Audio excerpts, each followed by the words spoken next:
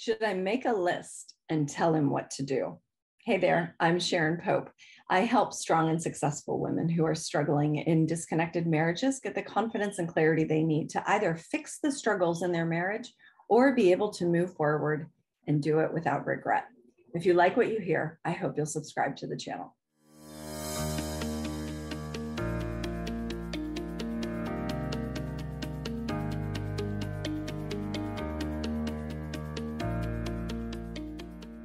The question that we're addressing today is, should I give my husband a list and tell him what to do?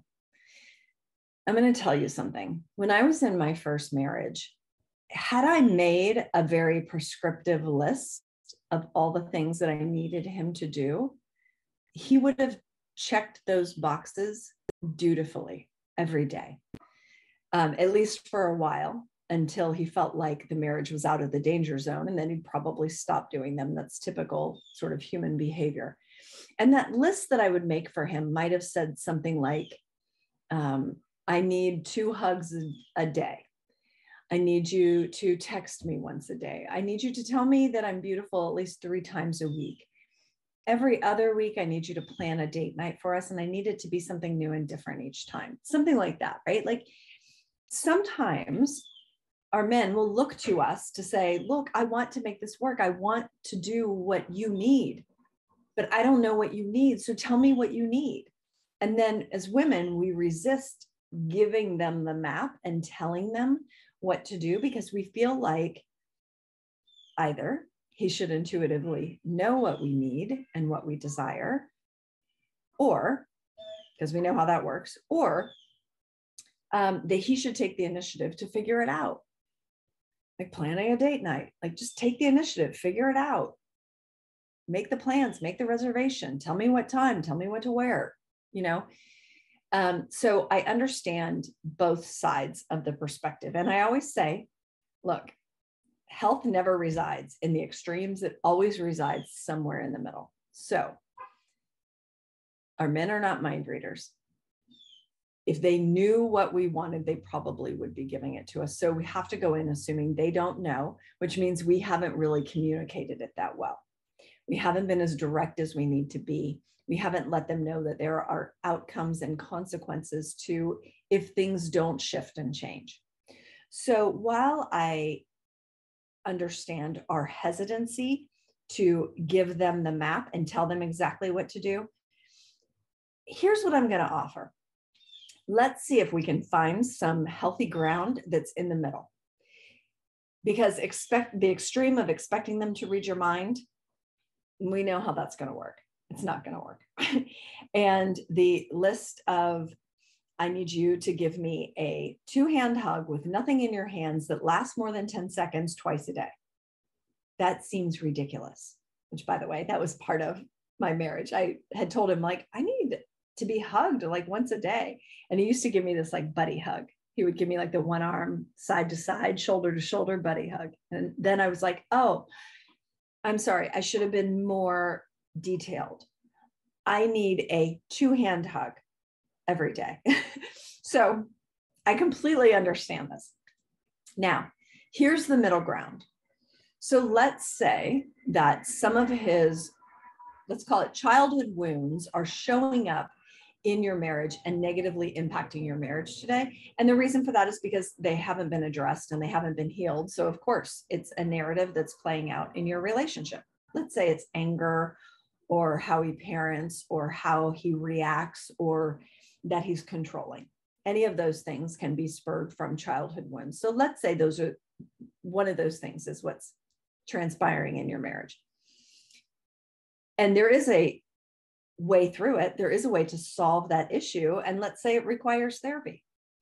So here's where we get it wrong.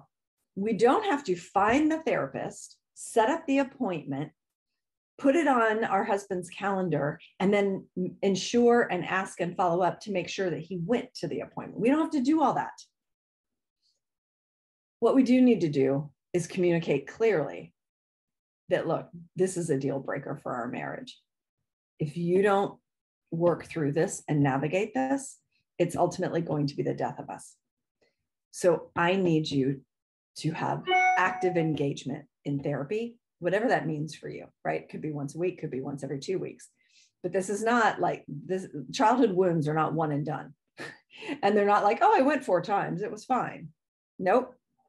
Like I need a concerted effort and a consistent concerted effort of you working with a therapist on this one particular issue. You can work on other things too if you want, but this one thing has to be addressed. That's what you're responsible for. Okay. Let's take another example. Let's say that there's something that he needs to work through or that he needs to shift and change. Like, let's say it's intimacy.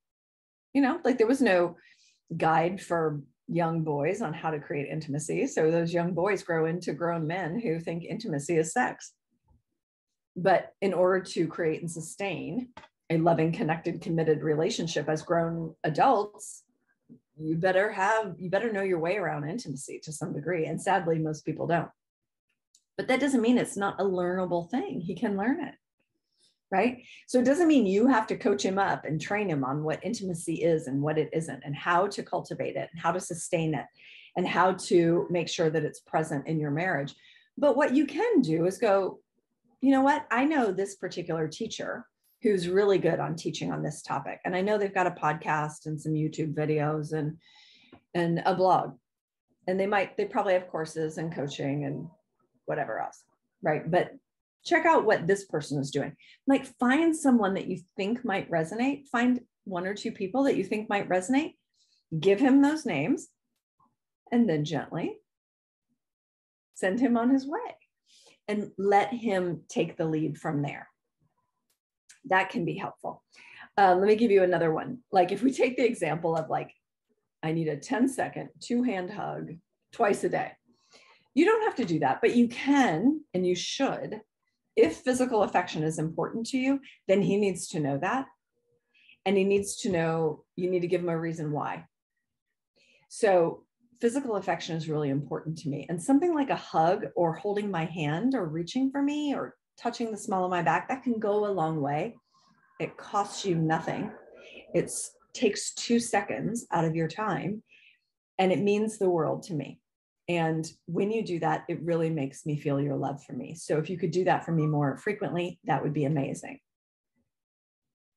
You don't have to tell him like 10 seconds, 2 hands, twice a day. You don't have to do that, but you do have to express what your needs and what your desires are. And if there are consequences to not doing them, he needs to know that too.